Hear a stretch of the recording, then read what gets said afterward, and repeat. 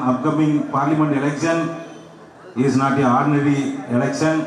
It is an election which that will இந்திய இன்றைக்கு India முழுவதும் வரக்கூடிய கருத்து கணிப்புகள் எல்லாம் பாரதிய ஜனதாவுக்கு எதிராக இந்தியா கூட்டணி அதிக இடங்களை கைப்பற்றும் என்கின்ற அந்த கருத்து கணிப்பால் இன்றைக்கு பாரத பிரதமர் எப்படியும் வெற்றி வாய்ப்பு இல்லை என்பதை தெரிந்து கொண்டு மீண்டும் ஆட்சி அமைக்க முடியாது என்பதை தெரிந்து கொண்டு சிறுபான்மைக்கு எதிராக இஸ்லாமிற்கு எதிராக வெறுப்பு பிரச்சாரத்தை கையில் எடுத்து இன்றைக்கு இஸ்லாமிற்கு எதிரான கருத்துக்களை சொல்லி வருகின்றார். இதற்கெல்லாம் வருகின்ற பாராளுமன்ற தேர்தலில் சரியான பாடத்தை இந்திய மக்கள் புகட்டுவார்கள். அவர்களால் வளர்ச்சி திட்டங்களை நாட்டை முன்னேற்றப்படுத்த வேண்டும் எதையும் சொல்லி வாக்குகளை கேட்க முடியவில்லை.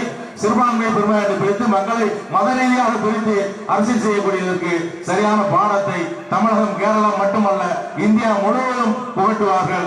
எல்லா நிலைகளிலும் இந்த சமுதாயத்துக்கு எதிராக இயற்றப்பட்ட அத்தனை கருப்பு சட்டங்களையும் இந்திய யூனியன் முஸ்லிம் வலிமையாக கடந்த காலங்களில் பாராளுமன்றத்தில் எதிர்த்தது. முத்தலாக் தடை சட்டம் தொடங்கி குடியுரிமை திருத்த சட்டம் வரைக்கும் அத்தனை சட்டங்களையும் எப்படி வலிமையாக போராட வேண்டும் என்பதை இந்திய முஸ்லிம் தலைவர் பாராளுமன்றத்துக்கு உள்ளேயும் போராடணும், அதற்கு எதிராக வாக்களித்தோம், எதிராக பேசினோம் என்றில்லாமல் ஒட்டுமொத்தமாக வரக்கூடிய காலங்களிலும் இந்த சமுதாயத்தின் குறையாக தொடர்ந்து ஒழிப்பதற்கு கோணி சின்னத்திலே வாக்கிடுக. கோணி சின்னம் நம்முடைய ஏடி முகமது பஷீருடைய ஒவ்வொரு பேச்சையும் நீங்கள் கேட்டிருப்பீர்கள்.